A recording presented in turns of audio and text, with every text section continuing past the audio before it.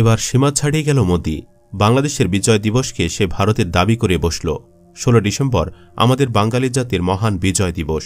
1971 সালের এই দিনে পাক হানাদার বাহিনীর আত্মসমর্পণের পর প্রতিবছর 16 ডিসেম্বর বিশেষভাবে পালিত হয়।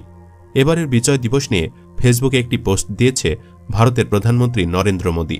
পোস্টে মুক্তিযুদ্ধকে ভারতের যুদ্ধ বলে দাবি করে মোদী। এমনকি পোস্টের কোথাও বাংলাদেশের নামই নেয়নি এই হারামি, যা নিয়ে তোলপাড় গোটা দেশ। এরই মধ্যে প্রতিবাদ জানিয়েছে বাংলাদেশ সরকার থেকে ছাত্র জনতা সবাই। কে কি বলছে তারই বিস্তারিত থাকছে আজকের এই পর্বে। 9 মাসের রক্তক্ষয়ী মুক্তিযুদ্ধের পর 1971 সালে 16 ডিসেম্বর সার্বভৌম বাংলাদেশের অভ্যুদয় হয়। বিজয়ের 53 বছর উদযাপনকে ঘিরে বর্ণিল আলোয় সেজেছে রাজধানী ঢাকাসহ পুরো দেশ।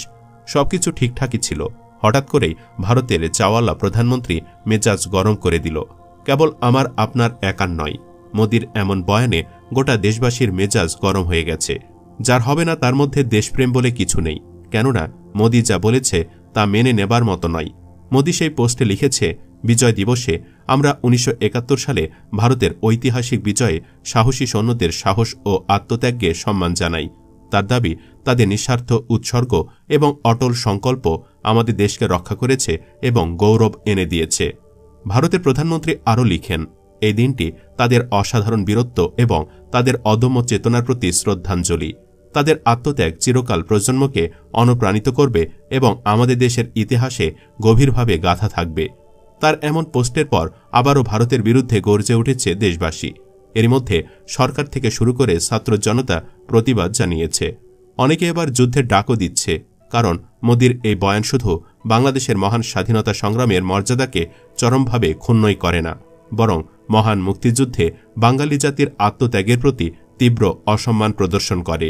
সেটা কিভাবে, এ নিয়ে খুব সুন্দর একটা ব্যাখ্যা দিয়েছেন শরীফ হোসেন চৌধুরী নামের একজন শিক্ষক। সামাজিক যোগাযোগ মাধ্যমে তিনি লিখেছেন, 1971 সালের মুক্তিযুদ্ধ ছিল বাংলাদেশের জনগণের একান্ত নিজস্ব স্বাধীনতা সংগ্রাম। পাকিস্তানি সামরিক শাসনের বিরুদ্ধে দীর্ঘ 23 বছরের শোষণ, বঞ্চনা এবং গণহত্যার প্রতিরোধে বাঙালি জাতি ঐক্যবদ্ধ হয়েছিল। এ যুদ্ধের মূল চালিকা শক্তি ছিল বাঙালির জাতীয়তাবাদ, স্বাধীনতার আকাঙ্ক্ষা এবং মুক্তিকামী জনগণের আত্মত্যাগ। ভারত এ যুদ্ধে সহযোগিতা করলেও এটি একান্তভাবে বাংলাদেশের জনগণের লড়াই ছিল, তাই মোদির বয়ান পুরোপুরি বাতিল। তিনি আরও লিখেছেন, হ্যাঁ, মানতে হবে ভারতের ভূমিকা ছিল সহায়ক। ভারতের সরকার ও জনগণ মুক্তিযোদ্ধাদের আশ্রয়, প্রশিক্ষণ এবং অস্ত্র সরবরাহ করে সাহায্য করেছিল। তবে এ সাহায্য কূটনৈতিক ও নিরাপত্তা দৃষ্টিকোণ থেকেও ছিল মূলত ভারতের নিজস্ব স্বার্থে। পাকিস্তানের সঙ্গে ভারতীয় ভূখণ্ডে যুদ্ধের সরাসরি ঝুঁকি এড়ানোর জন্য ভারতীয় সেনাবাহিনীর কার্যক্রম ছিল কৌশলগত। ভারতের অংশগ্রহণ মুক্তিযুদ্ধকে গতিশীল করলেও এই ভূমিকা কোনোভাবেই বাংলাদেশের জাতীয় মুক্তি সংগ্রামের মূল চালিকা হিসেবে বিবেচিত হতে পারে না। অথচ নরেন্দ্র মোদীর বক্তব্যে ভারতের ঐতিহাসিক বিজয় বলতে যে অর্থ প্রকাশ করা হয়েছে তা দুই দেশের ইতিহাসের প্রতি অশ্রদ্ধা। নরেন্দ্র মোদী তার লেখায় এমন একটি ভাব ফুটিয়ে তুলেছেন যেন 1971 সালে মুক্তিযুদ্ধ ছিল শুধুমাত্র ভারতের সামরিক কৃতিত্বের ফল, অথচ এই বিজয় ছিল বাংলাদেশের জনগণের রক্তের বিনিময়ে অর্জিত স্বাধীনতার ফল। মুক্তিযুদ্ধে বাংলাদেশের অগণিত মানুষ শহীদ হয়েছেন, লক্ষ লক্ষ মা বোনের সম্ভ্রম হানি হয়েছে এবং কোটি মানুষ শরণার্থী হয়েছে। এটি কোনো সামরিক অভিযানের বিজয় দিবস নয়, বরং স্বাধীনতা ও মানবাধিকার প্রতিষ্ঠার জন্য একটি জাতির সর্বোচ্চ ত্যাগের প্রতীক। মোদি বাংলাদেশের বিজয় দিবসের মতো একটি স্পর্শকাতর বিষয়কে ভারতের সামরিক বিজয়ের প্রোপাগান্ডায় রূপান্তরিত করার নির্লজ্জ অপচেষ্টা করেছেন। মুক্তিযুদ্ধে বাংলাদেশের জনগণের আত্মত্যাগ এবং এই যুদ্ধের মূল নেতৃত্ব তাদের হাতেই ছিল, এই মহাসত্যটিকে তিনি অত্যন্ত চতুরতার সাথে উপেক্ষা করে গেছেন। রাষ্ট্রীয়ভাবে বাংলাদেশের পক্ষ থেকে এ ধরনের বক্তব্যের প্রতিবাদ জানানো প্রয়োজন। বাংলাদেশের বিজয় দিবস আমাদের জাতির সর্বোচ্চ গর্ব এবং আত্মমর্যাদার পরিচায়ক। এদিনের মর্যাদা রক্ষা করা আমাদের সবার পবিত্র দায়িত্ব। এ নিয়ে এরই মধ্যে তীব্র প্রতিবাদ জানিয়েছেন অন্তর্বর্তী সরকারের আইন উপদেষ্টা আসিফ নজরুল। নিজের ভেরিফাইড ফেসবুকে দেওয়া পোস্টে এই প্রতিবাদ জানান আসিফ নজরুল। এতে তিনি ভারতের প্রধানমন্ত্রী মোদির ফেসবুক পোস্টটির স্ক্রিনশট যুক্ত করেছেন। আসিফ নজরুল লিখেছেন, তীব্র প্রতিবাদ করছি। 16 ডিসেম্বর 1971 ছিল বাংলাদেশের বিজয়ের দিন। ভারত ছিল এই বিজয়ের মিত্র, এর বেশি কিছু নয়। যদিও আসিফ নজরুলের 2 লাইনের পোস্টেও ভুল আছে। ভারত কোনোদিনও বাংলাদেশের মিত্র ছিল না, সে নাবালকের মতো মোদিদের মিত্র লিখেছে। অপরদিকে হাসনাত আবদুল্লাহ নরেন্দ্র মোদীর একটি ফেসবুক পোস্টের স্ক্রিনশট যুক্ত করে লিখেছেন, এটি বাংলাদেশের মুক্তিযুদ্ধ।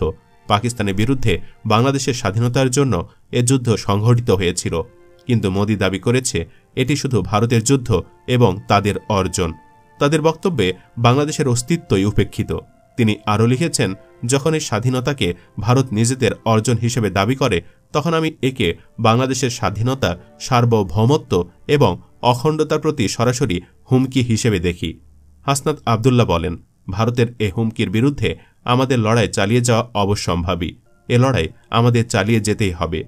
হাবিবুর রহমান নামের একজন বলছেন, দেখে অবাক হলাম, তিনি বাংলাদেশের নামও নিলেন না, অথচ আজকের মহান বিজয় দিবসে বাংলাদেশকে শুভেচ্ছা জানানোর কথা তার লেখনীর মধ্য দিয়ে। ভারতীয় সৈন্যদের অবদানের কথা লিখেছেন, তাতে সমস্যা নেই। পাশাপাশি এই লেখায় একজন সরকার প্রধান হিসেবে তিনি বাংলাদেশকে শুভেচ্ছা না জানানোটা দুঃখজনক ও অশোভনীয়। তার এই মনোভাবের তীব্র নিন্দা জ্ঞাপন করছি। নুরুল্লাহ নামের একজন নেটিজেনের মন্তব্য, ভারত যা বিশ্বাস করে এবং যে ধারণায় যুদ্ধে অংশগ্রহণ করেছিল সেটি তাদের সরকার বলেছে। এখানে লুকোচুরির কিছু নেই। প্রকৃতপক্ষে পাকিস্তানকে বিভক্ত করাই ছিল তাদের উদ্দেশ্য। সেই সাথে আমরাও শোষিত ছিলাম। নির্বাচিত প্রতিনিধিদেরকে ক্ষমতা দিচ্ছিল না। আমাদেরও একটা রাষ্ট্র প্রয়োজন ছিল। আবু রায়হান নামের একজন মুরব্বী লিখেছেন, আমরা এখনও পুরোপুরি সত্যিটা উপলব্ধি করতে চাই না। বলা হয় ভারত আমাদের স্বাধীনতা এনে দিয়েছে, এটি সম্পূর্ণ ভ্রান্ত ও মিথ্যা। বাস্তবে ভারত তার ভূ রাজনৈতিক স্বার্থ রক্ষা এবং পাকিস্তানকে দুর্বল করার উদ্দেশ্যেই যুদ্ধ বাঁধিয়েছিল। তিনি বলেন, এই যুদ্ধে মুসলমানদের বিরুদ্ধে মুসলমানদের লড়াইয়ে ৩০ লক্ষ মানুষ প্রাণ হারিয়েছে। ফলাফল, ভারত বিজয়ী হয়েছে, পরাজিত হয়েছে পাকিস্তান এবং একই সঙ্গে হেরেছে বাংলাদেশও। এরপর শেখ মুজিবের সঙ্গে সম্পাদিত গোপন চুক্তি অনুযায়ী ভারত বাংলাদেশকে স্বায়ত্তশাসন প্রদান করে। এই চুক্তির মাধ্যমে বাংলাদেশের শাসন যার হাতেই থাকুক না কেন, তা শেষ পর্যন্ত ভারতের প্রভাবাধীন থাকে। এটাই বাস্তবতা, যা আমরা স্বীকার করতেও নারাজ এবং পরিবর্তন করতেও ব্যর্থ। আর যারা মনে করেন ২৪শে জুলাই বিপ্লব এখনও বেহাত হয়নি, তারা ৭১-এর মুক্তিযোদ্ধাদের মতো বোকার স্বর্গে বসবাস করছেন বলেও মন্তব্য করেন তিনি। তার মানে মূলত ভারত বাংলাদেশ নামক রাষ্ট্র চায়নি, চেয়েছিল পাকিস্তান আলাদা হয়ে দুর্বল হোক, এতে ভারতের জন্য উপকার হবে, আর তাই হলো। তারপর চেয়েছিল এই পূর্ব পাকিস্তান তাদের প্রদেশ বানাতে, কিন্তু জনগণের চাপে সক্ষম হয়নি। হাসিনার মাধ্যমে সেটা করতে চেয়েছিল, তাও ছাত্র জনতার জন্য সম্ভব হয়নি। এখন সে যুদ্ধ করে ছিনিয়ে নিতে চাই। ইনশাল্লাহ এখনও সেটা সম্ভব হবে না। প্রয়োজন হলে বাংলাদেশ আর পাকিস্তান একসাথে কাজ করবে, তবুও ভারতকে কোনো রকম সুযোগ দেওয়া হবে না বলে হুঁশিয়ার দিয়েছেন অনেকেই। পরিশেষে বলতে চাই, প্রিয় ভাই বোনেরা, দেশে অনেক সংকট বিরাজমান। পরাজিত ফ্যাসিবাদী চক্র দেশকে অস্থিতিশীল করতে সকল প্রকার ষড়যন্ত্র চালিয়ে যাচ্ছে। এই সময় আপনাদের আগের চাইতেও আরও বেশি ঐক্যবদ্ধ থাকতে হবে। সকল ষড়যন্ত্র শক্ত হাতে রুখে দিতে হবে। দেশপ্রেমী সকল জনগণ একসাথে থাকবেন। আসুন আমরা সবাই মিলে একটি সুষ্ঠু, সুন্দর, সুখী ও সমৃদ্ধশীল বাংলাদেশ গড়ে তুলি, ইনশাআল্লাহ। সুপ্রিয় দর্শক, এতদিন ভারতের জনগণ ও মিডিয়া বাড়াবাড়ি করলেও এখন সরাসরি মোদি শুরু করেছে। এখন বিজয় দিবস নিয়ে নিতে চাচ্ছে, সামনে হয়তো দেশটাও নিয়ে নিতে চাইবে। তখন দেশ রক্ষার জন্য আমাদের আরও একবার যুদ্ধ করতে হতে পারে, জীবন দিতে হতে পারে। তার জন্য আপনি রেডি তো? ইয়েস অথবা নো লিখে কমেন্টে জানিয়ে দিন আপনার রায়। আর অবশ্যই ভিডিওটি লাইক, শেয়ার করে মোদির বিরুদ্ধে প্রতিবাদের ঝড় তুলুন। পরবর্তী আপডেটের জন্য চ্যানেলটি সাবস্ক্রাইব করে আমাদের সাথেই থাকুন। ধন্যবাদ।